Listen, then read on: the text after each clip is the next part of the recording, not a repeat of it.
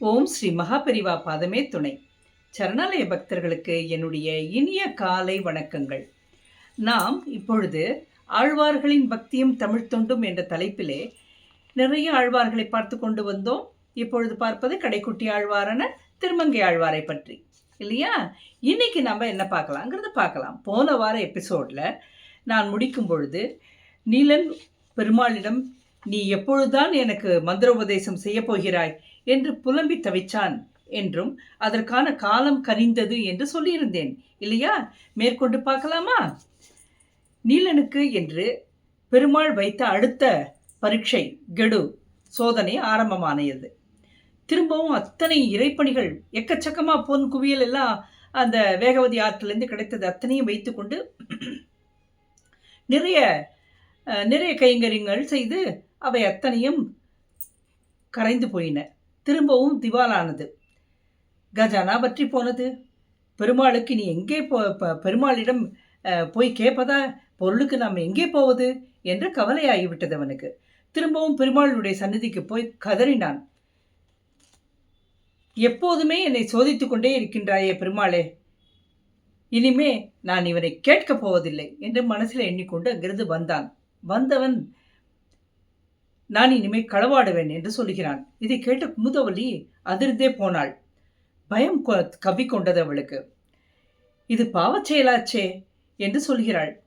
பாவமும் பழியும் எனக்குத்தானே, இந்த இறை தொண்டு நிற்கக்கூடாது, அவ்வளவுதான் எனக்கு வேண்டியது என்று சொல்கிறான். செய்தவரை போரும், நிறுத்திவிடுங்களேன் என்று கெஞ்சுகிறாள். அவனுடன் இருந்த படை வீரர்கள் எல்லாரும் அவனுக்கு உதவுவதற்கு முன் வந்தார்கள். நல்ல காரியம் செய்கிறான், ஏன் அதை தடுக்க வேண்டும் என்ற எண்ணம் அவர்களுக்கு.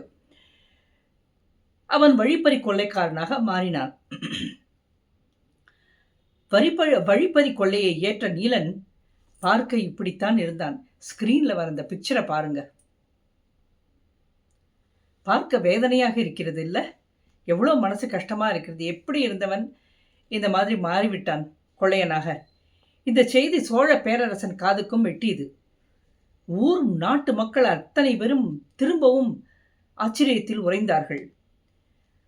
அருகே உள்ள காட்டிலே செல்லும் செல்வந்தர்கள் அவர்களை எல்லாம் வழிமறித்து கொள்ளையடிக்க துவங்கினான் நீலன்.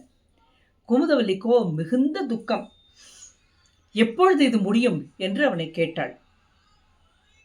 பெருமாளாக தானே வந்து எனக்கு அவனே மந்திர உபதேசம் செய்து விட்டான் என்றால் நான் இந்த தொழிலை விட்டு விடுவேன், யோகத்துக்கு சென்று விடுவேன் என்று சொல்லுகின்றான். உடனே குமுதவல்லி அயராது பிரார்த்தனைகளை வைத்துக் கொண்டே இருக்கிறாள். ஒரு நாள் நண்பகல் வேலை. ஒரு திருமண கூட்டம் காட்டை கடப்பதாக செய்தி வந்தது. அந்த திருமண கூட்டத்திலே தம்பதியராக வந்தது நம் பெருமாளும் மகாலட்சுமி தாயாரும் தான். அந்த மாட்டு வண்டியை வீரர்களுடன் சென்று குதிரையிலே போகிறான். போய் வழிமறிக்கிறான். வழிமறித்து எல்லா நகைகளையும் கழட்டி வண்டிக்கு பக்கத்திலே விரிக்கப்பட்டிருந்த துணியிலே போட சொல்லி கட்டளையிடுகிறான். இப்போ வர பிக்சர், ஸ்கிரீன்ல வர பிக்சர் அந்த காட்சியை நமக்கு காண்பிக்கும் வண்ணமாக அமைந்திருக்கிறது. பாருங்க.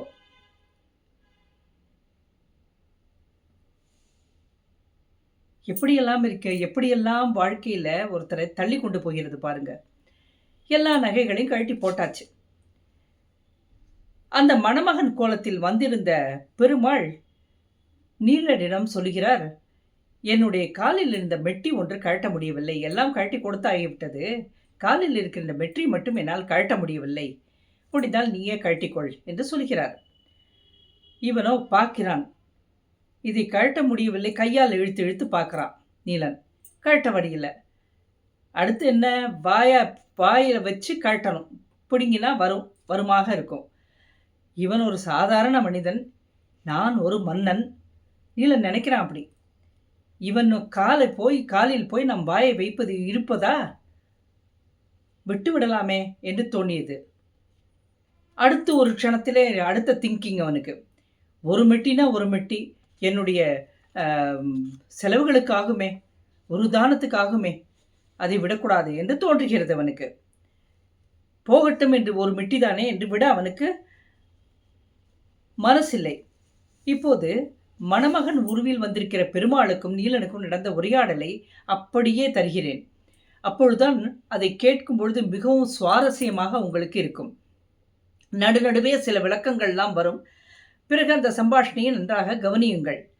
எத்தனை அருமையாக இருக்கு என்று நீங்களே உணர்வீர்கள். பார்க்கலாமா? சரி, நான் பகவான் நீலன் என்று சொல்லிக் கொண்டு போவேன். புரிந்து கொள்ளுங்கள். பகவான்: ஏய், ஒரு மெட்டிக்காக போய் என் காலை பிடிக்க மாட்டாய் நீ என்று நான் நினைக்கிறேன். என்ன, நான் என்ன திருமாலா நீ வந்து என் காலை பிடிக்க என்று சொல்லுகிறார். நீலன் மாலவனை அண்ணாந்து குனிஞ்சிருந்தான் இல்லையா, மெட்டியை பார்த்துட்டு இருக்கான் இல்லையா, மாலவனை அண்ணாந்து பார்த்து கொண்டு, மாலவனுடைய திருப்பணிக்கு பொருளுதவி செய்பவர்கள் அனைவருமே மாலவன் தான், நான் அப்படித்தான் நினைக்கிறேன். இப்படி சொல்லியவன் பெருமாள் காலில் உள்ள மெட்டியில் தன் வாயை வைத்து இழுக்க பார்த்தான். இப்போ இந்த ஸ்கிரீன்ல வர அந்த காட்சி அதை உங்களுக்கு காண்பிக்கும், பாருங்கள். நீலனின் வாய் பட்டதும் மாலவனுக்கே ஒரு சிலிர்ப்பு. திருமங்கை மன்னனுக்கோ அந்த க்ஷணமே உடம்பிலே எங்கும் ஒரு மின்சாரம் பாய்ந்தது போல ஒரு உணர்வு அவனுக்கு. உடம்பு பூரா மின்சாரம் பாய்ந்த மாதிரி அவன் உணர்ந்தான்.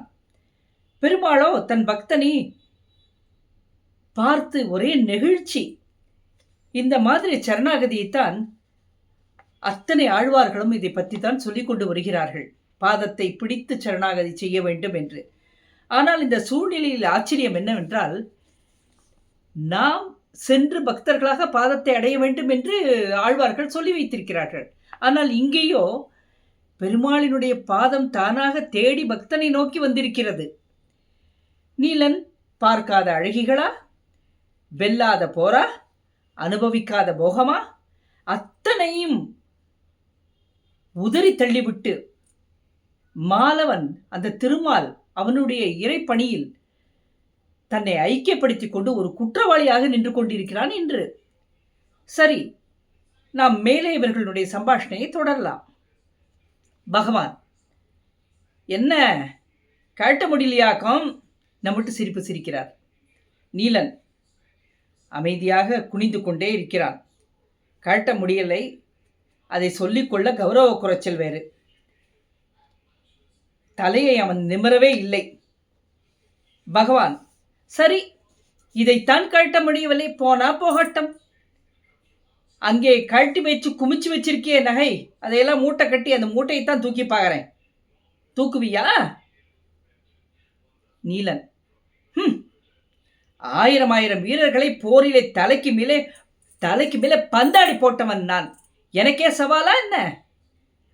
இப்படி கேட்டுவிட்டு நீலன் அந்த மூட்டையை தூக்க பார்த்தான். He was trying to lift it with one hand. முடியலை. 2 கையால் பார்த்தான். அது இன்ச்சு கூட நகரல. அந்த மூட்டை கனத்தது. உடனே பகவானை அண்ணாந்து பார்க்கிறான். பகவான்: என்ன முடியலையாக்கோ? நீலன்: ஏய், யார் நீ? பகவான்: நான் உன்னை கேட்கிறேன், நீ என்னை கேட்கிறாயா? நீலன்: உண்மையே சொல், யார் நீ? பகவான்: உன் பார்வையில் குற்றம் இருக்கிறது, நீ என்னை யாரென்றே தெரிந்து கொள்ளவில்லையே. நீலன்: நீ மணமகனே அல்ல, பெரிய மாயாவி. என்ன மந்திர பொட்டை போட்டு இந்த கட்டு கட்டி வைத்திருக்கிறாய்? இந்த மூட்டையை நகராதபடிக்கு பண்ணிவிட்டாயே. பகவான்: மந்திரமாவது தந்திரமாவது அப்படி எதுவும் இந்த உலகத்திலே கிடையவே கிடையாதாக்கும். நீலன்: அடே அப்பா, மந்திரங்களை அறியாத அறிவியலி என்று என்னை நினைத்தாயா? பகவான்: ஓஹோ, மந்திரங்கள்லாம் பற்றி தெரியுமா உனக்கு? அப்படி சொல்லு. நீலன்: எனக்கு தெரிந்ததெல்லாம் பரம்பொருளின் ஒரே ஒரு மந்திரம்தான். அது இன்னும் எனக்கு உபதேசிக்கப்படவில்லை. எனக்கு வேறு எந்த மந்திரமும் கற்றுக்கொள்ள ஆசையும் இல்லை, நாட்டமும் இல்லை. பகவான்: என்னப்பா அப்படி? நீலன்: என் விதி அப்படி. பகவான்: அப்படின்னா விதியை மாற்ற முடியாத ஒன்று மந்திரமே இல்லை. நீலன்: ஏய் மணமகனே, ரொம்ப பேசாதே, வாய மூடு. அதுக்கு நிகரான மந்திரம் இங்கு மட்டும் இல்லை, எங்கேயும் கிடையாது. பகவான், ஓ, அப்படின்னா நீ சொல்லித்தான் பாரேன் அந்த மந்திரத்தை. மூட்டை நகருதா என்று பார்ப்போம் என்று திரும்பவும் சவால் விடுறார். அடுத்து என்ன நடந்தது? நீலன் மந்திரத்தை எங்கிருந்து சொல்லுவான்? எப்படி சொன்னான்? அந்த மூட்டையை நடத்தினானா என்பதை அடுத்த வார எபிசோட நம்ம பார்க்கலாம். இப்போ நம்ம போகிறது ஆன்மீக அதிசயத்துக்கு போயிடலாம். சரியா? இன்னைக்கு பார்க்க போற கதை பெருமாள் தன்னைத்தானே வார்த்து கொண்டு சிலையாக உருவாகினது. எத்தனை அதிசயங்கள் நடக்கிறது, நம்மை சுற்றிலும் நடந்திருக்கிறது. சாட்சிகளாக இன்று கோவில்கள் நிற்கின்றன. பார்க்கலாம். கோனேரி ராஜபுரம் என்ற சிவன் கோவிலுக்கு நடராஜர் சிலை செய்ய வேண்டும் என்று சிற்பியை வரவழைத்த வரகுண பாண்டியன் சிற்பியிடம் சொல்லுகிறான். அருமையான சகல லட்சணமும் பொருந்திய நடராஜர் சிலையை செய்ய வேண்டும் என்று. சிற்பியோ தொடர்ந்து 5 முறை சிலையை செய்யும்படியாக ஆனது. 5 முறையும் சிறு சிறு தவறுகள். அதனால் முழுமையாக அதை முடிக்க முடியாமல் திணறினார் சிற்பி. 6வது முறையாக சிற்பி சிற்பம் செய்ய தயாராகினார். பஞ்சலோகங்களை தனித்தனியாக உருக்கி வைத்திருந்தார் சிற்பி. திருவாச்சி தயாரான நிலையில் வைத்தார். பிறகு சிவபெருமானுடைய தலைமுடி, சந்திரன், கங்கை இவற்றையெல்லாம் தயார் செய்தார். நடராஜ பெருமானுடைய திருவுருவத்தையும் அம்மனினுடைய திருவுருவத்தையும் செய்ய தயாரானார்.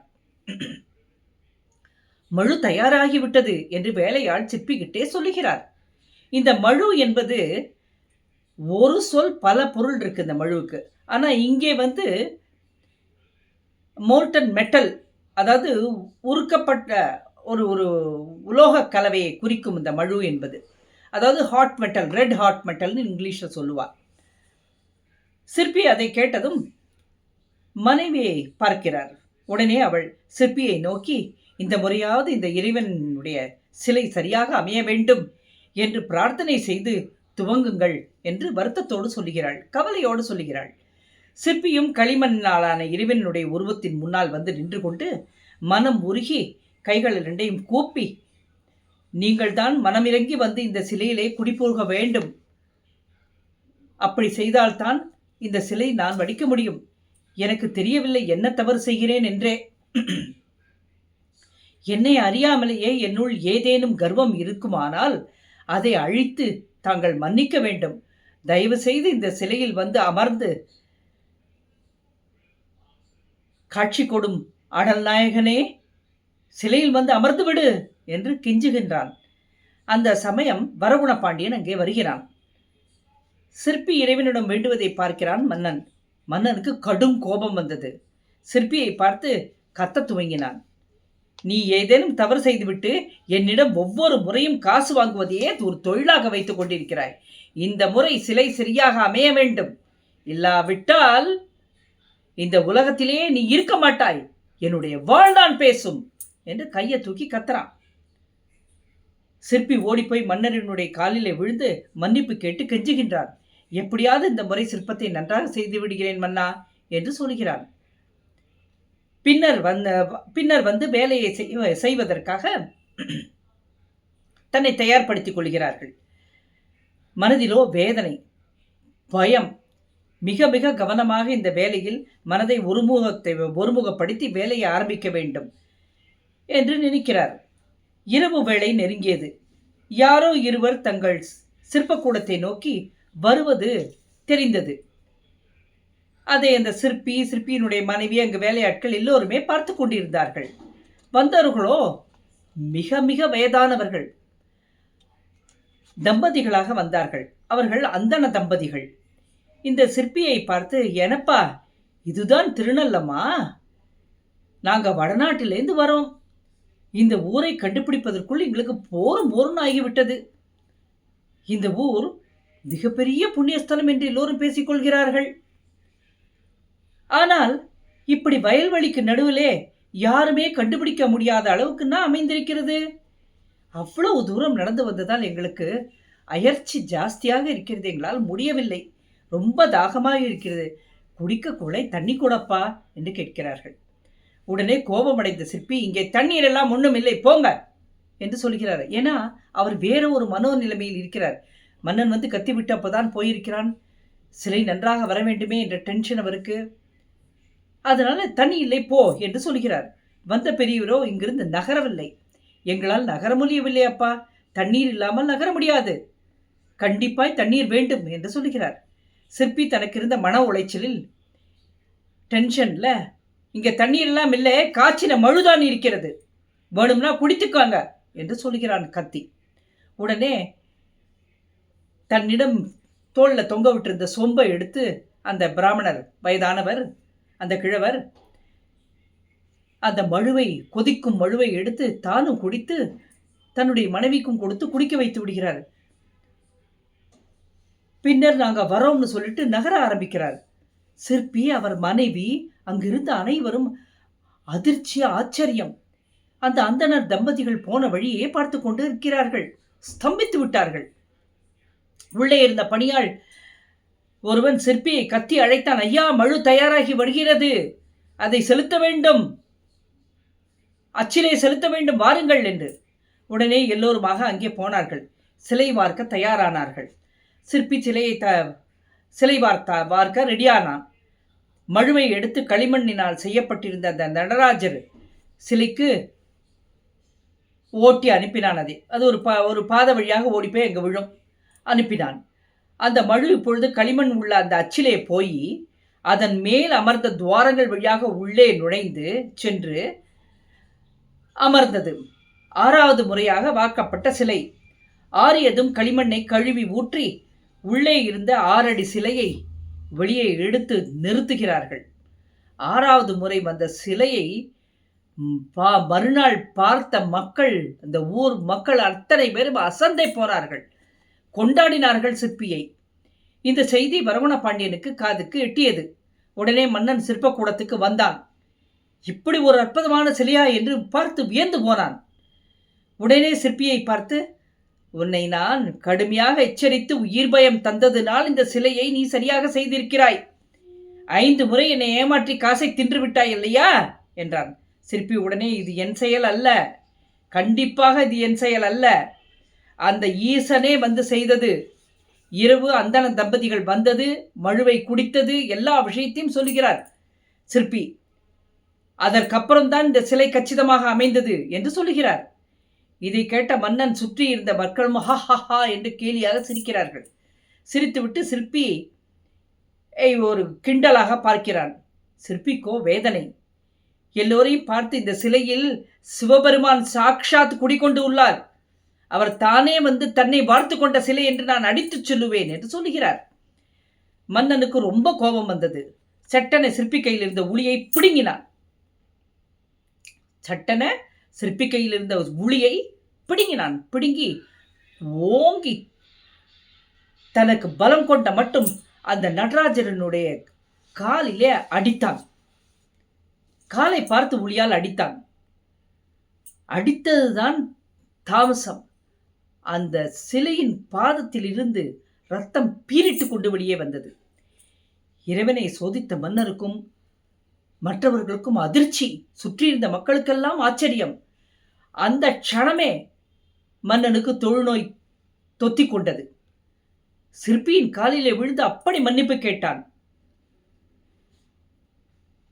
பிறகு அவன் எங்கேயோ வடநாட்டிலெல்லாம் சென்று, காசிக்கு சென்று நிறைய தான தர்மங்கள் செய்து அங்கே பலவாறான துன்பங்களுக்கெல்லாம் ஆளாகி அவன் இறைகதி அடைந்தான் என்று கதை சொல்கிறது. இந்த கோனேரி ராஜபுரம் கும்பகோணத்திலிருந்து காரைக்கால் மார்க்கம் செல்லுகின்ற ரோடிலே 23 கிலோமீட்டரில் தான் இருக்கிறது. இந்த ஸ்தலத்திற்கு 6 அடி உடைய நடராஜர் சிலை, இந்த ஸ்தலத்தில் உள்ள சிலை பஞ்சலோகங்களால் உருவானது. இந்த சிலை பஞ்சலோக சிலை, லார்ஜஸ்ட் பஞ்சலோக சிலை இந்த வேர்ல்டு என்றே சொல்லுவார்களாம். இவரை கூழிலிருந்து தோன்றிய கூத்தபிரான் என்றும் சொல்லுவார்கள். இந்த தலம், இவற்றை ஒரு முறையாக நீங்கள் சென்று தரிசிக்க வேண்டும் என்று நான் உங்களை வேண்டிக் கொள்கிறேன். ஏனென்றால் கும்பகோணத்துக்கு நிறைய ரயில்கள் செல்கின்றன. சென்று இறங்கிவிட்டு பஸ்ஸிலும் போகலாம், நீங்கள் ஆட்டோ கூட பேசிக்கலாம். 23 கிலோமீட்டர் ஒன்றும் பெரிய தூரம் இல்லை. கொண்டு போய் விடுவார்கள். அருமையாக தரிசனம் செய்துவிட்டு வாருங்கள். இதெல்லாம் வாழ்க்கையிலே நமக்கு கிடைக்காத பாக்கியம். தமிழ்நாட்டிலே இவைகள்லாம் கொட்டி கிடக்கின்றன. ஆன்மீக அதிசயம் கொட்டி கிடக்கிறது. தெய்வங்கள் அந்தந்த காலகட்டத்தில் அவ்வளவு அருமையாக தங்களுடைய இருப்பை தெரிவித்துக் கொண்டே வந்திருக்கிறார்கள்.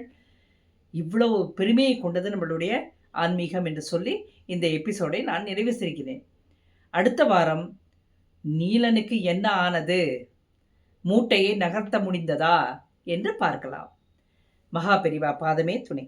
ஜெய் ஜெய்சங்கர ஹர ஹர சங்கர, ஜெய் ஜெய்சங்கர ஹர ஹர சங்கர, ஜெய் ஜெய்சங்கர ஹர ஹர சங்கர.